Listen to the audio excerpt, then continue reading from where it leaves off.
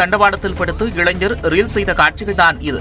சமூக வலைதளங்களில் ரீல்ஸ் பதிவிடுவதற்காக இளைஞர்கள் ஆபத்தான செயல்களில் ஈடுபடுவது அதிகரித்து வருகிறது.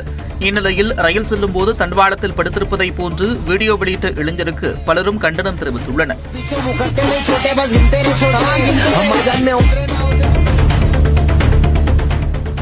விழுப்புரத்தில் பொதுவழியை ஆக்கிரமித்து கட்டப்பட்டிருந்த புவனேஸ்வரியம்மன் கோவில் உயர்நீதிமன்ற உத்தரவின்படி இடிக்கப்பட்டது.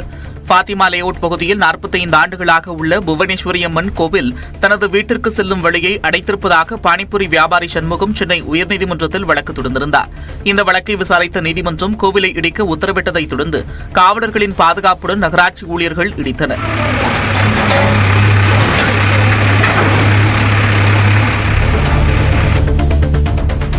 புதுக்கோட்டை மாவட்டம் பொன்னமராவதி அருகே மூலங்குடி தேனீக்கண்மாய்களில் நடைபெற்ற மீன்பிடி திருவிழாவில் பங்கேற்ற மக்கள் போட்டி போட்டு மீன்பிடித்தனர்.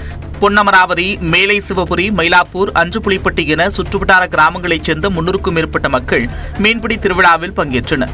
அவர்கள் ஊத்தா, வலை, தூரி, கூடை, பரி உள்ளிட்டவற்றைக் கொண்டு ஜிலேபி, கெண்டை, ஐரை, விரால் உள்ளிட்ட வகையிலான மீன்களை பிடித்தனர்.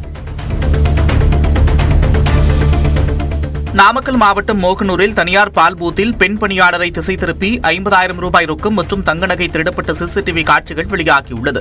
பால் பூத்தில் பணியாற்றும் கோவிந்தம்மாள் என்ற 60 வயது மூதாட்டி திங்கட்கிழமையன்று தனக்கு சொந்தமான 50,000 ரூபாய் ரொக்கம் மற்றும் 6 கிராம் தங்க நகையை கடையின் கல்லாப்பெட்டியில் வைத்துள்ளார்.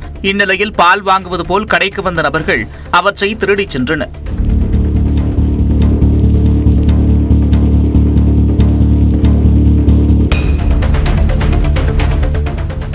கரூர் மாவட்டம் கிருஷ்ணராயபுரம் அருகே பிச்சம்பட்டியில் கடந்த 2 நாட்களாக காற்றுடன் பெய்த கனமழையால் 800க்கும் மேற்பட்ட வாழை மரங்கள் முறிந்து சேதமடைந்தன. ராமசாமி என்பவருக்கு சொந்தமான தோட்டத்தில் அறுவடைக்கு தயாராக இருந்த வாழை மரங்கள் சேதமானதால் லட்சக்கணக்கில் இழப்பு ஏற்பட்டதாக அவர் வேதனை தெரிவித்துள்ளார். இதேபோன்று நாமக்கல் மாவட்டத்தில் சூறைக்காற்றுடன் பெய்த மழையால் தேவராயபுரத்தில் 1100 வாழை மரங்கள் சேதமடைந்தன. ராஜேஷ்குமார் என்பவர் 1.5 ஏக்கரில் பயிரிட்டிருந்த மரங்கள் அனைத்தும் சாய்ந்தன.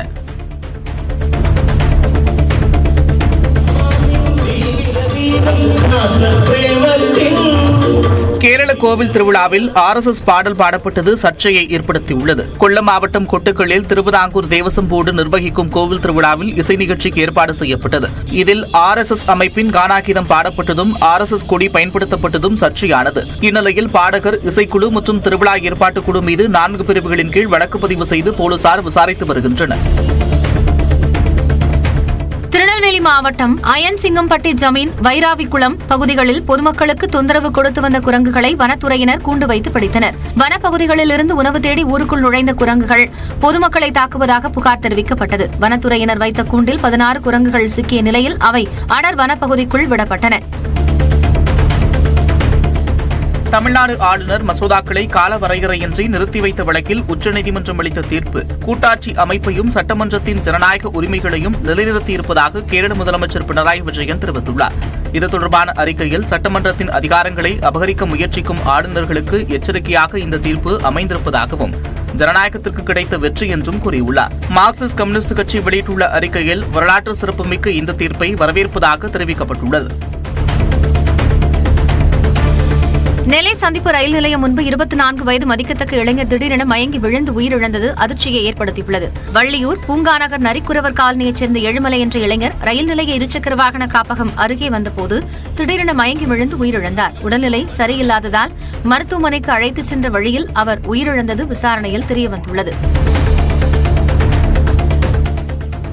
தங்கள் மீது பொய் வழக்குகள் பதிவு செய்வதாக கூறி தாம்பரம் காவல் ஆணையருக்கு எதிராக சென்னை உயர்நீதிமன்றம் அருகே வழக்கறிஞர்கள் ஆர்ப்பாட்டத்தில் ஈடுபட்டனர்.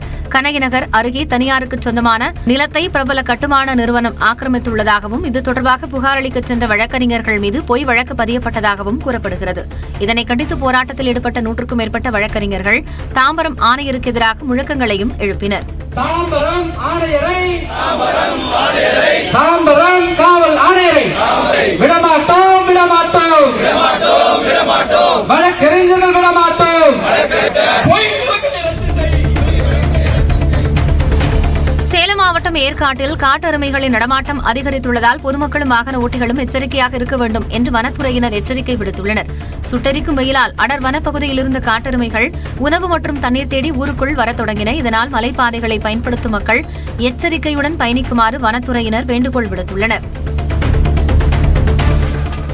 கரூர் மாவட்டம் குளித்தலை அருகே நடைபெற்ற கோயில் திருவிழாவில் திருநங்கைகள் அம்மன் மற்றும் கருப்பசாமி வேடமிட்டு நடனம் ஆடினர். மேட்டுப்பட்டியில் சேரியம்மன், பாலக்காட்டு அம்மன், சங்கிலி கருப்பசாமி உள்ளிட்ட பரிவார தெய்வங்கள் அடங்கிய கோயில் அமைந்துள்ளது. இந்த கோயிலின் பங்குனி திருவிழாவையொட்டி குளித்தலை காவிரி ஆற்றில் பக்தர்கள் பால்குடம் மற்றும் தீர்த்தங்களை எடுத்து வந்தனர். இதனைத் தொடர்ந்து அம்மனுக்கு பாலாபிஷேகம் செய்யப்பட்டு சிறப்பு பூஜைகளும் நடைபெற்றன.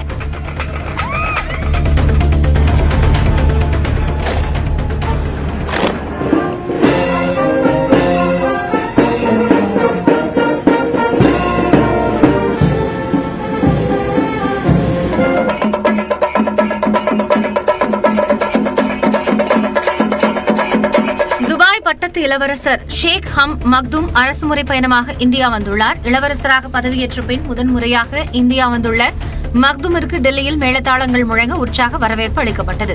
அவரது இருநாள் பயணத்தின் போது இருநாட்டு உறவுகள் உள்ளிட்ட பல்வேறு விவகாரங்கள் குறித்து ஆலோசிக்க திட்டமிடப்பட்டுள்ளது. நாட்டையே உலுக்கிய மீரட் கொலை வழக்கில் கைது செய்யப்பட்டு சிறையில் அடைக்கப்பட்ட இளம்பெண் கர்ப்பமாக இருப்பதாக சிறை அதிகாரிகள் தெரிவித்துள்ளனர்.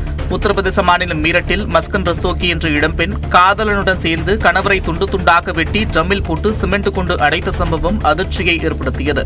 இந்த வழக்கில் கைது செய்யப்பட்ட முஸ்கான் தற்போது கர்ப்பமாக இருப்பது மருத்துவ பரிசோதனையில் தெரியவந்துள்ளது.